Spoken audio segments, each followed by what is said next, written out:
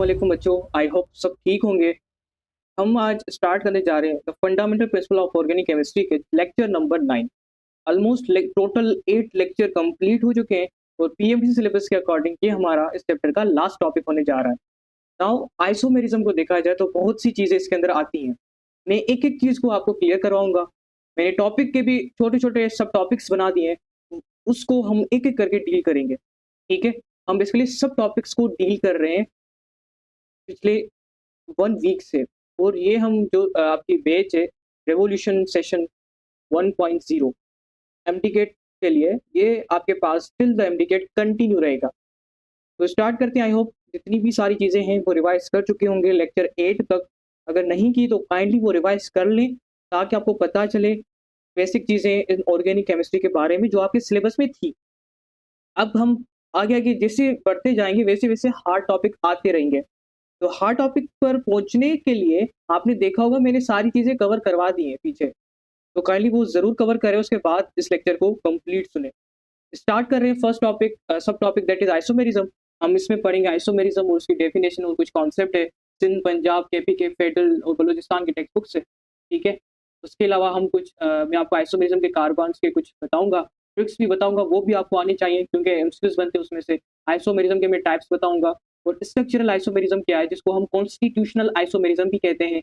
इनकी डेफिनेशन और इनके टाइप्स बताऊँगा जो कि 5 टाइप्स हैं और मैं आपको फर्दर चेन और पोज़ीशन आइसोमेरिज़्म को आज इस सब टॉपिक से अंदर डिस्कस करवाऊँगा।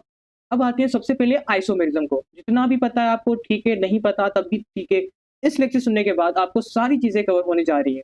तो काइंडली अच्छे से सुनना, चीज़ों को और नोट करते जाना जो भी चीज़ें मैं आपको बताऊँ। अब सबसे पहले मैं आता हूँ फर्स्ट सब टॉपिक की तरफ, जो कि आपके पास है आइसोमेरिज़्म के बारे में।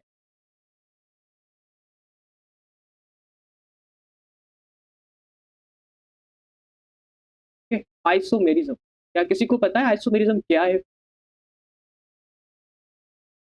हुँ? आइसोमेरिज़्म बेसिकली आपके पास क्या है? इसकी मैं आपको यहाँ पर सबसे पहले डेफिनेशन लिखवा लूँ, उसके बाद मैं आपको एक्सप्लेन करूँ ताकि आपको वो चीज़ें अच्छे से समझ में आ जाए, ठीक है?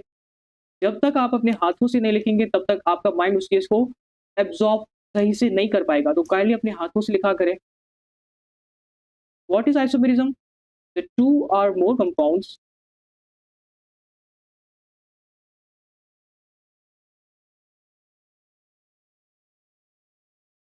having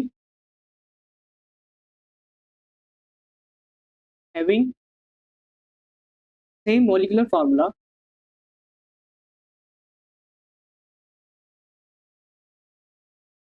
but but different structures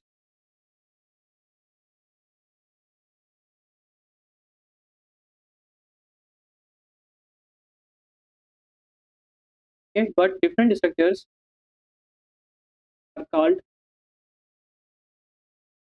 are called isomers।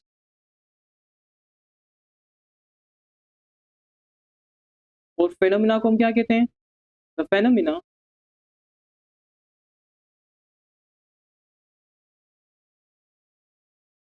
is known as isomerism। ठीक है, ये आपकी पास आइसोमेरिज्म की डेफिनेशन है जो आप पढ़ते हो अपनी टेक्स्ट बुक के अंदर, ठीक है?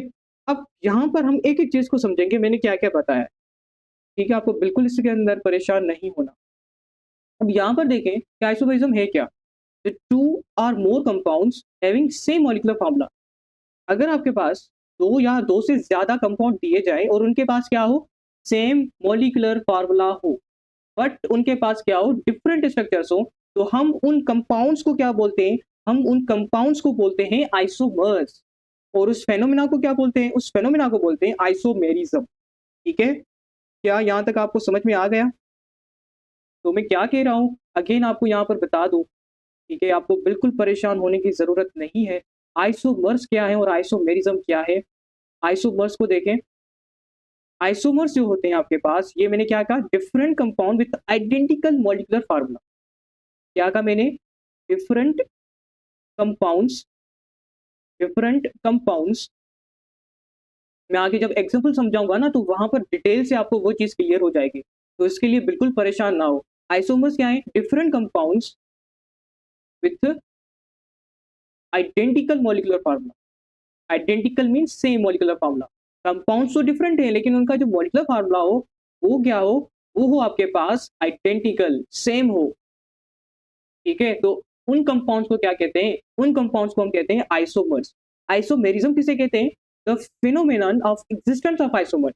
जो आइसोमर एग्जिस्ट कर रहे हैं इस फिनोमेना को हम क्या बोलते हैं? आइसोमेरिज्म। ठीक है, क्या कहा मैंने अभी? इसको भी नोट कर लीजिए, isomerism is basically the phenomenon of existence of isomers। ये भी आ सकती है आपके पास डेफिनेशन एमटीकेट में, आइसोमर।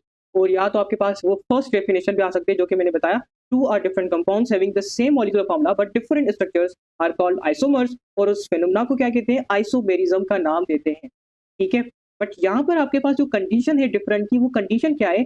वो है आपके पास कि इनके पास स्ट्रक्चर जो हो वो क्या हो? डिफरेंट हो।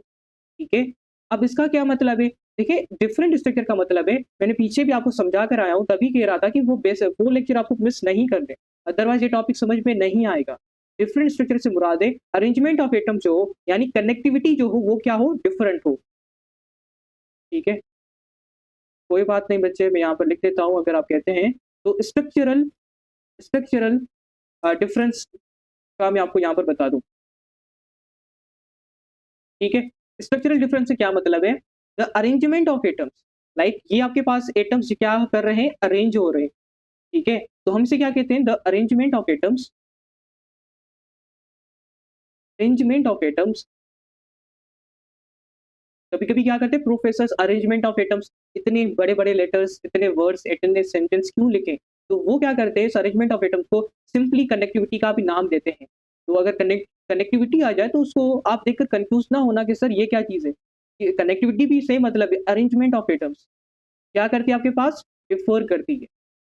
तो मैं ना सिर्फ आपके टेक्स्ट बुक के अकॉर्डिंग बता रहा हूँ लेकिन एक्स्ट्रा चीज़ें भी बता रहा हूँ। अगर उस तरीके से भी आ जाए तो आप इजीली एमसीक्यूज को राइट ऑप्शन पिक कर सकें। ठीक है, तो फॉर एग्जांपल ये आपके पास बेसिक स्ट्रक्चर है, मैं नाम नहीं बता रहा अभी। ये आपके पास बेसिक स्ट्रक्चर मैंने बनाया है, एक कनेक्टिविटी, एक अरेंजमेंट ऑफ एटम्स मैंने बताई है। लेकिन आपके पास इसका मैं अगर सिमिलरली इस तरीके से कर लूँ, ठीक है, अब इसका मॉलिक्यूलर फार्मूला देखें तो सिंपली मॉलिक्यूलर फार्मूला कार्बन को हम ही लेते हैं। ठीक है, कार्बन कितने इसके अंदर? 4 है, इसके अंदर कितने? 4 है। ठीक है, अब मैं बेसिक आपको समझाने के लिए बस ऐसे ही मेंशन करता हूँ, फुल फार्मूला मेंशन नहीं करता। ठीक है, इसमें टोटल कितने कार्बन है? 4 है, 1 2 3 4, 4 कार्बन है, सही है। अब इसके अंदर देखो 1 2 3 4, इसके अंदर भी 4 कार्बन है। तो सर ने बताया है कि डिफरेंट कंपाउंड्स, ये दोनों डिफरेंट कंपाउंड्स है, different compounds with identical molecular formula, different compounds with identical molecular formula. ठीक है, चले मैं आप कहते हैं तो इसका फार्मूला भी लिख देते हैं। कितने हाइड्रोजन आएंगे? यहाँ पर 3 हाइड्रोजन आएंगे। ठीक है, यहाँ पर कितने आएंगे? एक यहाँ पर आएगा, यहाँ पर कितने? चलो इसको नीचे ड्रॉ कर देता हूँ अच्छे से ताकि आपको वो चीज़ें कवर हो जाए। ठीक है, बिल्कुल परेशान नहीं होना, बेसिक चीज़ें हैं, मैं सारी आपको यहाँ पर क्लियर करवाऊंगा। तो यहाँ पर अच्छे से स्ट्रक्चर बना लेते हैं। 1 2 3 4, 1 2 3 4। ठीक है, अब इसके अंदर देखो, यहाँ पर भी बॉन्ड, यहाँ पर भी बॉन्ड, यहाँ पर भी बॉन्ड, यहाँ पर भी बॉन्ड। ठीक है, आप सबको पता है कार्बन क्या करता है? 4 वैलेंसी रखता है। ठीक है, मतलब उस कार्बन को कितने बॉन्ड बनाने पड़ेंगे? 4 बॉन्ड बनाने पड़ेंगे। अब ये 4 बॉन्ड किससे बनाएगा? इसकी वैलेंसी को सेटिस्फाई करते हैं हम हाइड्रोजन से। ठीक है, तो यहाँ पर आपके पास क्या करते हैं? हम हाइड्रोजन को अटैच करवा देते हैं। ठीक है, अब ये जो मैंने यहाँ पर बनाया है, इसको क्या कहते हैं हम? इसको हम कहते हैं स्ट्रक्चर। क्या कहते हैं? Structural formula. पर भी आपके पास कितने आएंगे? 3 हाइड्रोजन आएंगे। यहाँ पर भी आपके पास 3 हाइड्रोजन आएंगे। अब चलें इसका मॉलिक्यूलर फार्मूला देखते हैं। इसका मुझे मॉलिक्यूलर फार्मूला बताओ क्या होगा, और इसका भी मुझे मॉलिक्यूलर फार्मूला बताओ क्या होगा। ठीक है, अब इसका मॉलिक्यूलर फार्मूला देखें तो इसमें कार्बन देखो कितने हैं। सबसे पहले तो क्या करोगे आप? कार्बन और हाइड्रोजन का नंबर देखोगे। कार्बन को कितने हैं? 1 2 3 4।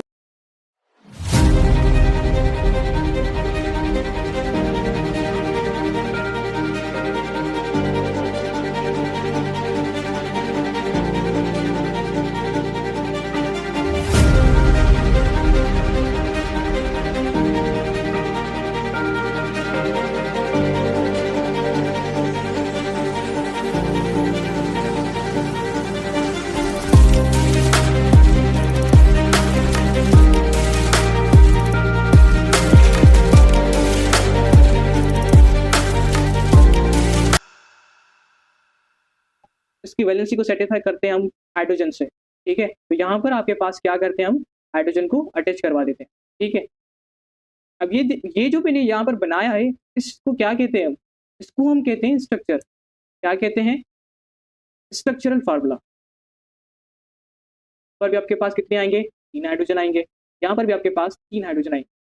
अब चलें इसका मॉलिक्यूलर फार्मूला देखते हैं। इसका मुझे मॉलिक्यूलर फार्मूला बताओ क्या होगा? और इसका भी मुझे मॉलिक्यूलर फार्मूला बताओ क्या होगा? ठीक है? अब इसका मॉलिक्यूलर फार्मूला देखें तो इसमें कार्बन देखो कितने हैं? सबसे पहले तो क्या करोगे आप? कार्बन और हाइड्रोजन का नंबर देखोगे। कार्बन देखो कितने हैं? 1, 2, 3, 4। तो कार्बन कितने हैं इसके अंदर? कार्बन सर यहाँ पर जो है वो 4 हैं। हाइड्रोजन कितने हैं? फर्स्ट के अंदर हाइड्रोजन आपके पास कितने हैं? 1, 2, 3, 4, 5, 6, 7, 8, 9, 10। कितने हैं आपके पास? 10 हैं। ठीक है। अब सिमिलरली यहाँ पर भी आपको चेक करना है। कार्बन कितने, हाइड्रोजन कितने? कार्बन देखो इसके अंदर कितने हैं? 1, 2, 3, 4। सर 4 जो है आपके पास के अंदर कार्बन है। अब हाइड्रोजन देखो कितने हैं? 1, 2, 3, 4, 5, 6, 7, 8, 9, 10। हाइड्रोजन भी क्या है आपके पास? 10 है। सर जी यहाँ पर इसका फार्मूला जो है मॉलिक्यूलर फार्मूला वो भी सेम है, इसका भी मॉलिक्यूलर फार्मूला सेम है। तो सर अभी आपने बताया है ऐसे 2 कंपाउंड्स ऐसे 2 कंपाउंड या 2 से ज़्यादा कंपाउंड्स जिनका मॉलिक्यूलर फार्मूला सेम हो, जिनका मॉलिक्यूलर फार्मूला सेम हो बट उनका स्ट्रक्चरल फार्मूला वो डिफरेंट हो, तो हम इन कंपाउंड्स को नाम देते हैं इसका आइसोमर्स का। और इस पूरे फिनोमिना को हम क्या कहते हैं? इस पूरे फिनोमिना को हम नाम देते हैं आइसोमेरिज्म का। इसका आइसोमेरिज्म का नाम देते हैं। ठीक है? ये बेसिक चीज़ें थी जो मैंने आपको समझा दी। आगे चलें, आगे बहुत ज़्यादा इंपॉर्टेंट पॉइंट्स है, वो आपको याद रखनी है एमसीक्यूज़ के लिए। एमसीक्यूज़ में आती रहती हैं, अगर वो पॉइंट कवर नहीं होंगी, तो तब आप कोई भी एमसीक्यू सॉल्व नहीं कर सकते। चाहे वर्डिंग स्टेटमेंट बेस्ड एमसीक्यूज़ हो या आपको सॉल्व करना हो। तो कुछ इंपॉर्टेंट चीज़ें हैं, वो आपको अच्छे से याद करनी चाहिए। ठीक है? मैं इसको नाम देता हूँ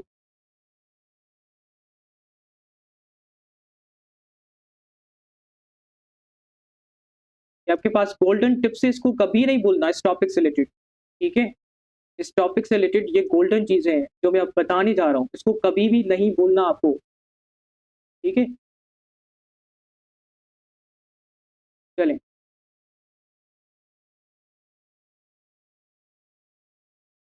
तो सबसे पहले आपको एक चीज़ बता दूँ इसके अंदर, ये चीज़ आप भी नोट कर लीजिएगा, मैं फर्स्ट ऑफ ऑल यहाँ पर लिखूँ उसके बाद एक्सप्लेन करता हूँ। मीथेन मीथेन क्या है, ईथेन क्या है, सारी चीज़ें मैं बता चुका हूँ। लेक्चर 1 से लेकर लेक्चर 8 तक जितने भी हुए हैं, काइंडली खुद पर रहम करें, इन लेक्चर को ज़रूर लें, ठीक है?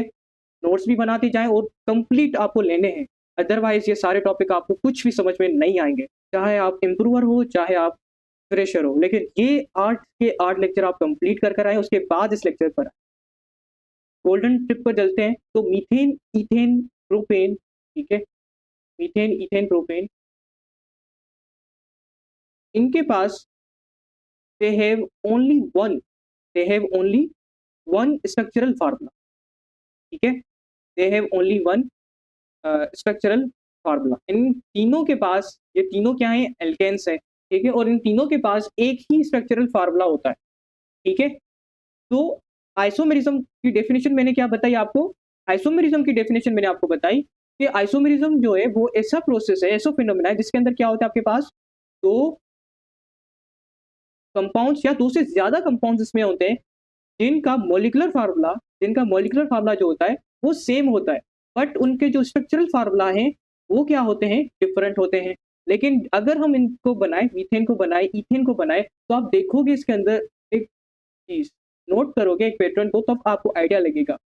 ये आपके पास मीथेन है, ये आपके पास, ठीक है? तो ये आप नोट कर लें, C2H6 C3H8, ठीक है? ये आपके पास मीथेन है, आपके पास क्या है? ईथेन है, ये आपके पास क्या है? प्रोपेन है, ठीक है? अब ये तीनों आपके पास एल्केन्स है। अब इन तीनों का स्ट्रक्चर बताओ, ठीक है? इन तीनों का मुझे क्या बताएँ, स्ट्रक्चर बताएँ आप, क्या होगा? अब इसके अंदर देखो, ये आपके पास एक कार्बन है तो 4 बॉन्ड बनाएगा, ये भी 4 बॉन्ड बनाएगा, 1 बॉन्ड बनाता है इसी कार्बन के साथ और यहाँ पर 3 बॉन्ड आ जाते हैं। ये आपके पास आपस में बॉन्ड बनाते हैं और जो रहते हैं वो क्या करेंगे, हाइड्रोजन के साथ बॉन्ड बना लेंगे। तो यहाँ पर कितने हाइड्रोजन आएँगे? सर जी 4 आएँगे। मीथेन आपके पास ये बन गया एल्केन्स, यहाँ पर भी आपके पास हाइड्रोजन आ जाएँगे, ठीक है? ये आपके पास हाइड्रोजन आ गए, यहाँ पर भी हाइड्रोजन आ गए। और यहाँ पर भी आपके पास हाइड्रोजन आ चुके हैं, यहाँ पर भी हाइड्रोजन आ चुके हैं। अब इन तीनों में देखें, क्या इनका कोई और स्ट्रक्चर भी बन सकता है? नहीं बन सकता, ठीक है? तो ये तीनों आपको एक एक्सेप्शन के तौर पर याद रखना है कि ये तीनों एल्केन्स हैं, जिनके पास सिर्फ़ और सिर्फ़ एक ही स्ट्रक्चरल फ़ॉर्मूला होता है। ये एक ही स्ट्रक्चरल स्ट्रक्चरल फ़ॉर्मूला है इस मीथेन का। ये एक ही स्ट्रक्चरल फ़ॉर्मूला है इस ईथेन का, कोई और नहीं हो सकता। ये एक ही स्ट्रक्चरल फ़ॉर्मूला है इस प्रोपेन का, इसके सिवा कोई और नहीं हो सकता। अगर कोई और होता इसका स्ट्रक्चरल फ़ॉर्मूला, तो इसके भी आइसोमर्स पॉसिबल होते, इसका भी फिनोमेना आइसोमेरिज़म का पॉसिबल होता। लेकिन क्योंकि अभी-अभी आपको सर फैसल ने बताया है कि जो आइसोमेरिज़्म है, इसके अंदर 2 या 2 से कंपाउंड्स जिनके पास मॉलिक्यूलर फ़ॉर्मूला सेम होते हैं, बट स्ट्रक्चरल फ़ॉर्मूला क्या हो, डिफरेंट हो, ठीक है? तो इन कंपाउंड्स को आइसोमर्स बोलते हैं, लेकिन इस फिनोमेना को क्या बोलते हैं, आइसोमेरिज़्म बोलते हैं, ठीक है? अब इनके पास है ही एक स्ट्रक्चरल फ़ॉर्मूला, तो वो डिफरेंट कैसे हो सकता है? दैट्स व्हाई इनके पास सिर्फ़ एक ही स्ट्रक्चरल आपके पास फ़ॉर्मूला होता है, ठीक है? सो क्या पॉइंट आप नोट करोगे इसके अंदर? तो आप इसके अंदर क्या पॉइंट नोट करेंगे? इतना समझाने के बाद ये रिज़ल्ट आता है कि इनमें कोई भी आइसोमेरिज़्म पॉसिबल नहीं। No isomerism possible, no isomerism possible for इसके लिए आपके पास कार्बन 1 यानी मीथेन, कार्बन 2 यानी ईथेन और कार्बन 3 यानी प्रोपेन। इन तीनों एल्केन्स के लिए क्या आइसोमेरिज़्म पॉसिबल नहीं होता। ये आपको याद रखना है। आगे चलें? आगे चलें? चलो आगे चलते हैं। आगे आपके पास नेक्स्ट स्टेटमेंट है। नेक्स्ट स्टेटमेंट देखें। नेक्स्ट स्टेटमेंट आपके पास मैं ये कहता हूँ कि जो आइसोमेरिज़्म है, isomerism possible for compound with at least 4 carbon atom. Isomerism तभी पॉसिबल होगा और उस कंपाउंड के लिए पॉसिबल होगा जिसके पास 8 लीस्ट मीन्स कम से कम 4 कार्बन एटम्स हों। जब कम से कम उसके पास 4 कार्बन एटम्स होंगे, तभी उसमें आइसोमेरिज़्म पॉसिबल होगा। अदरवाइज़ ये कहना कि उसमें आइसोमेरिज़्म पॉसिबल नहीं है, तो वो चीज़ भी गलत है, ठीक है?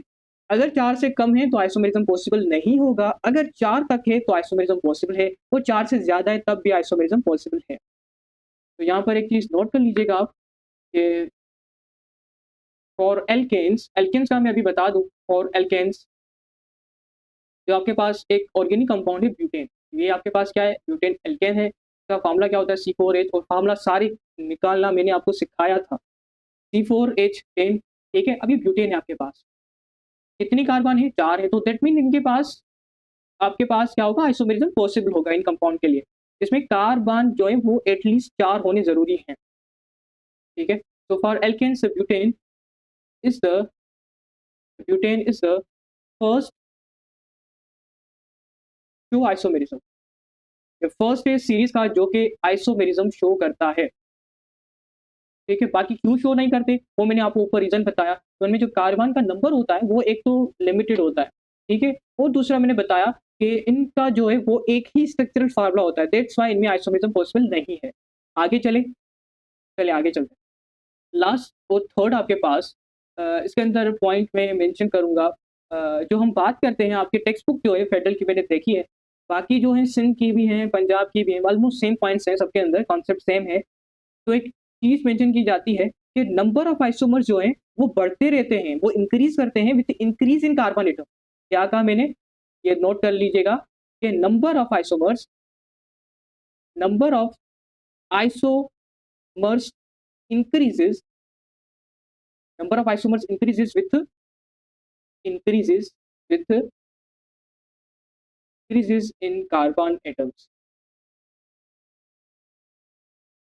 ठीक है, जैसे जैसे आप कार्बन का नंबर बढ़ाते जाओगे वैसे वैसे उनके जो आइसोमर्स हैं वो भी बढ़ते जाएंगे। क्या करते जाएंगे, उनके नंबर भी बढ़ते जाएंगे। ये चीज़ आपको पता होनी चाहिए। ठीक है, क्या यहाँ तक चीज़ आपको कवर हुई? ठीक है, तो क्या इसके अंदर आपको मैं बता दूं, जितने ज़्यादा कार्बन होंगे, मोर दी कार्बन्स, जितने ज़्यादा कार्बन्स होंगे उतना ज़्यादा आप उसको क्या कर सकते हो, अरेंज कर सकते हो। ज़्यादा तरीके हैं उसको अरेंज करने के। More more way of more ways to arrange. ठीक है, लाइक मैं आपको एक एग्जांपल देता हूँ। 1 2 3 4 5 6 7। अब ये आपके पास एक बड़ी चेन मौजूद है। ठीक है, ऑलमोस्ट इसके अंदर जो कार्बन है 1 2 3 4 5 6 7 7 के करीब कार्बन है। ठीक है, 7 के करीब। अब आप चाहो तो इसको इस तरीके से लिखो। ठीक है, आप इसको इस तरीके से लिखो। आप किस तरीके से भी लिख सकते हो इसको। तो जितनी ज़्यादा अरेंजमेंट होगी उतने ज़्यादा उसके आइसोमर्स क्या करते जाएँगे, इंक्रीज़ करते जाएँगे। तभी मैंने कहा more carbon there will be more ways to arrange them. और जितने ज़्यादा अरेंजमेंट के तरीके होंगे उतने ज़्यादा इसके क्या होंगे आपके पास, हुँ? उतने ज़्यादा इसके आइसोमर्स होंगे। तो मोर आइसोमर्स। ठीक है? ये चीज़ आपको अच्छे से नोट कर देनी चाहिए। यहाँ तक आपके पास ये बेसिक चीज़ें जो थी आइसोमेरिज्म क्या है और जो पॉइंट्स मैंने बताई हैं ये तीनों की तीनों ये बहुत ज़्यादा इंपॉर्टेंट पॉइंट्स हैं। इसको आपको कभी नहीं भूलना। ठीक है? चलें आगे।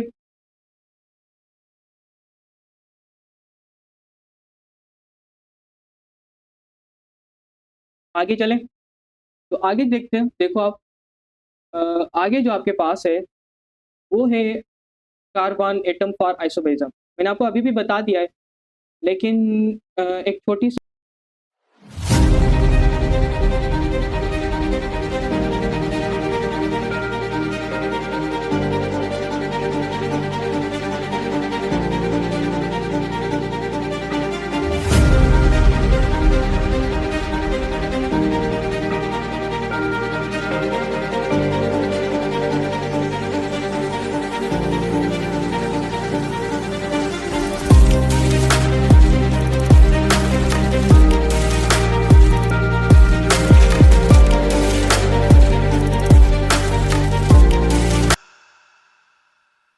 लेकिन एक छोटी-सी चीज़ है वो आप नोट कर लीजिएगा। मैं आपको एक टेबल बनाकर यहाँ पर शो कर दूँ, इसमें जो भी चीज़ें आपको अच्छे से नोट कर देनी चाहिए। द नंबर ऑफ कार्बन्स, यहाँ पर मैं फ़ॉर्मूलाज़ लिखूँगा उनका, देन नंबर ऑफ आइसोमर्स लिखूँगा इनके, और यहाँ पर मैं बताऊँगा आइसोमर्स पॉसिबल हैं भी सही, सॉरी आइसोमेरिज़्म पॉसिबल है भी सही या नहीं। ठीक है? तो नंबर ऑफ कार्बन के अकॉर्डिंग जो नंबर ऑफ कार्बन अगर 1 हो, 2 हो, 3 हो, या इस तरीके से करते हैं हम इसे। 10 ethane, propane, butane, ethane, hexane, heptane. जो एमडीकेट है ना, एमडीकेट में आपके पास मोस्टली पेंटेन पेंटेन तक ही ले जाते हैं, लेकिन हेक्सेन और हेप्टेन भी आप याद कर लो, इमरजेंसी में क्या पता आ भी जाए। ठीक है? इनका कोई भरोसा नहीं है। मीथेन में आपके पास 1 कार्बन होता है, इसके अंदर 2 होते हैं, इसके अंदर 3 होते हैं, ब्यूटेन के अंदर 4 होते हैं। ये सारी चीज़ें बता दी है, जस्ट मैं आपको यहाँ पर शो करवा रहा हूँ ताकि आपको वो रिवाइज़ हो जाए। और हेप्टेन के अंदर 7 होती है। अब फ़ॉर्मूलाज़ देखो तो मीथेन का क्या फ़ॉर्मूला होता है, मैं अब जल्दी-जल्दी जाऊँगा क्योंकि ये सारी चीज़ें मैं पढ़ा चुका हूँ। CH4 होता है, ईथेन का क्या होता है C2H6 होता है, प्रोपेन का क्या होता है C3H8 होता है, और ब्यूटेन का क्या होता है C4H10 होता है, पेंटेन का क्या होता है C5H12 होता है, हेक्सेन का क्या होता है C6H14 होता है, और हेप्टेन का क्या होता है C7H16 होता है। सही कहा मैंने? हुँ, जी, बिल्कुल सही है। आज हम इसको हेक्सेन तक ही रहने देते हैं, ठीक है? ज़्यादा फिर आगे मैं आपको बता दूँगा एक टेबल के थ्रू। अभी के लिए आप इतने ही समझें और इतने ही आपको याद रखने हैं, ठीक है? जितना आपके पास सिलेबस में आते हुए मैंने देखे हैं, पास्ट पेपर के अंदर और अभी रिसेंट जो एमडीकेट हुआ तो उसके अंदर मैंने देखे तो मोस्टली पेंटेन ब्यूटेन तक ही रखते हैं, मिनिमम प्रोपेन तक रखते हैं, ज़्यादा से ज़्यादा पेंटेन तक रखते हैं। और अगर इस साल हो आपके पास तो आगे नहीं जाएँगे हेक्सेन के, लेकिन चाहते हैं तो मैं एट द एंड जब आपके पास ये पूरा चैप्टर एंड होगा, तो वो सारी चीज़ें भी मैं आपको प्रोवाइड करूँगा जो कि आपके पास आपको ये लगता है कि आएँगी सर तो हमें कवर करवा दें, तो वो चीज़ें भी मैं आपको बता दूँगा उसके अंदर। ठीक है? अब नंबर ऑफ आइसोमर्स देखें, तो मीथेन के अंदर आपके पास जो होते हैं, वो होते हैं आपके पास 1 और इसमें आइसोमेरिज़्म पॉसिबल नहीं होता, वो मैंने आपको बता दिया है। ईथेन के अंदर नंबर ऑफ आइसोमर्स कितने होते हैं? सॉरी, ईथेन के अंदर नंबर ऑफ आइसोमर्स कितने होते हैं? अभी भी देखा है मैंने, बताया है आपको कि इसके अंदर 1 होते हैं, इसके अंदर आइसोमेरिज़्म पॉसिबल नहीं होता। प्रोपेन के अंदर भी 1 होती है, इसके अंदर कोई आइसोमेरिज़्म पॉसिबल नहीं होता। ब्यूटेन के आइसोमेरिज़्म 2 होते हैं और इनमें आइसोमेरिज़्म पॉसिबल होता है। कौन-कौन से हम मोस्टली पढ़ते हैं? इसमें हम पढ़ते हैं एन-ब्यूटेन को और हम पढ़ते हैं आइसोब्यूटेन को। अब फिर एन-ब्यूटेन क्या है, आइसोब्यूटेन क्या है, आगे चलकर मैं आपको पढ़ाऊँगा। पेंटेन में कितने होते हैं आइसोमर्स? 3 होते हैं। हेक्सेन में कितने होते हैं? 5 होते हैं और इन दोनों में आपके पास आइसोमेरिज़्म पॉसिबल है। बहुत से आइसोमेरिज़्म है, दैट्स व्हाई मैं इनको आपको बाद में ये सारी चीज़ें बता दूँगा। ठीक है? ये बेसिक टेबल है, इसको आप याद रखना है, नोट भी करनी है अपनी नोटबुक के अंदर। ठीक है? नोटबुक के अंदर आपको ये टेबल नोट भी करनी है।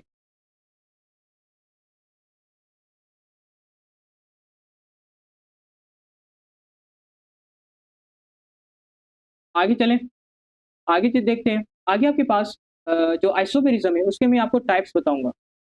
ठीक है? Types of आइसोमेरिज़्म।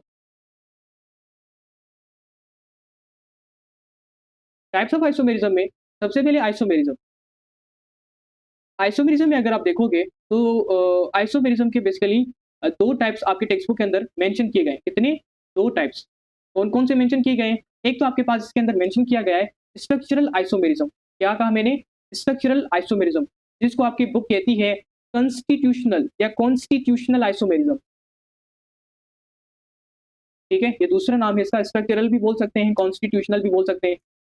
जो भी आपको अच्छा लगे वो आप बोलें। लेकिन याद आपको दोनों रखने हैं क्योंकि एमटीकेट में दोनों आते हैं, इनके नाम।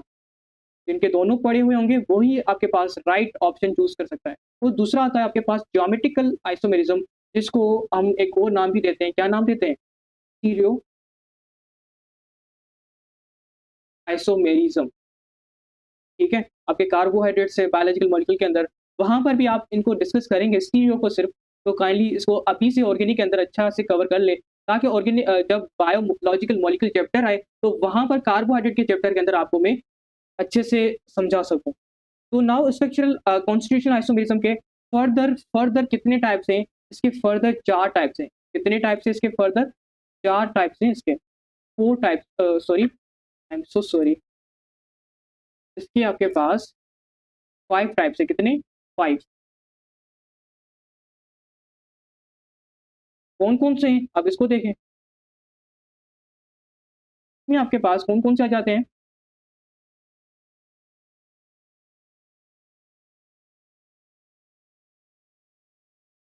बाकी जो ज्योमेट्रिकल है, जब आइसोमेरिज़्म वो आएगा, तब मैं आपको वहाँ पर एक्सप्लेन करूँगा। नंबर 1 इसके अंदर हम मेंशन करते हैं चेन आइसोमेरिज़्म। क्या करते हैं? देखिए इसको रिमूव कर देते हैं।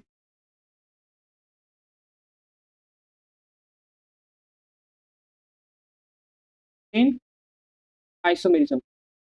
अगर आपके पास एग्ज़ाम के अंदर चेन आइसोमेरिज़्म की जगह पर एक ये वर्ड आ जाए लाइक स्केलेटल आइसोमेरिज़्म, क्या आ जाए? स्केलेटल आइसोमेरिज़्म, तब भी आपके पास इसका मतलब होगा चेन आइसोमेरिज़्म। या इसकी जगह पर आ जाए हम कहते हैं लाइक न्यूक्लियर आइसोमेरिज़्म, ठीक है? न्यूक्लियर आइसोमेरिज़्म, तब भी आपके पास ये सेम चीज़ है, ठीक है? चेन आइसोमेरिज़्म भी बोल सकते हैं, स्केलेटल आइसोमेरिज़्म भी बोल सकते हैं, न्यूक्लियर आइसोमेरिज़्म भी बोल सकते हैं। ये तीनों इसके नाम हैं। नेक्स्ट नेक्स्ट जो आपके पास है वो है पोज़िशनल आइसोमेरिज़्म। क्या है आपके पास? पोज़िशनल आइसोमेरिज़्म। आगे देखें थर्ड पर हम कहते हैं फंक्शनल आइसोमेरिज़्म। फोर्थ पर है आपके पास metamerism. Fifth last one that is tautomerism. ये पाँचों के पाँचों आपको आने चाहिए, आपके सिलेबस में हैं, तो एक भी मिस नहीं करना आपको, ठीक है? ये अच्छे से आपको याद होनी चाहिए, आपको ये सारी चीज़ें पता होनी चाहिए, ठीक है? तो ये आपके पास आज का सब टॉपिक्स था, जिसमें हमने टाइप्स ऑफ आइसोमेरिज्म देखे और इसके फर्दर हमने टाइप्स देखे जिसमें चेन आइसोमेरिज्म आ जाता है। उसके अलावा आपके पास पोजिशनल आइसोमेरिज्म आ जाता है, उसके अलावा आपके पास क्या आ जाता है फंक्शनल आइसोमेरिज्म, मेटामेरिज्म और टॉटोमेरिज्म भी इसके अंदर आ जाता है। ताकि ये चीज़ नोट ज़रूर कर लें, ठीक है? स्टीरियो आइसोमेरिज्म को हम फर्दर डिस्कस करेंगे जब वो आएगा टॉपिक। अभी आपके पास हम फर्स्ट ऑफ ऑल इन सब के जो टाइप्स हैं उनको डिस्कस करेंगे। उसके बाद हम जाएँगे नेक्स्ट ज्योमेट्रिकल या स्टीरियो आइसोमेरिज्म की तरफ। ठीक है? ये टेबल और ये चार्ट आपको आना चाहिए और बेसिक चीज़ें जो मैंने आइसोमेरिज्म के बारे में बताई, ये भी आपको पता होनी चाहिए। ठीक हो गया? आगे चलें। आगे आपके पास स्ट्रक्चरल आइसोमेरिज्म है और आगे चलते हैं। स्ट्रक्चरल आइसोमेरिज्म या कॉन्स्टिट्यूशनल आइसोमेरिज्म। ये आपके पास नेक्स्ट सब टॉपिक है। तो wish you all the best. अपना ख़्याल रखें, उन सारी चीज़ों को रिवाइज़ करते रहें। नेक्स्ट जो सब टॉपिक होगा उसमें हम डिस्कस करेंगे चेन आइसोमेरिज्म को, देन रिंग आइसोमेरिज्म एक एक्स्ट्रा है उसको भी कवर कर लेंगे। कुछ एग्ज़ाम्पल हैं आपकी फेडरल की टेक्स्ट बुक और सिंध पंजाब की टेक्स्ट बुक में से, उनको भी देखेंगे। Wish you all the best. चीज़ों को रिवाइज़ करते रहें और इंशाल्लाह ये पेज आपके पास session till the end continue रहेगा। Wish you all the best. Thank you so much. अल्लाह हाफ़िज़।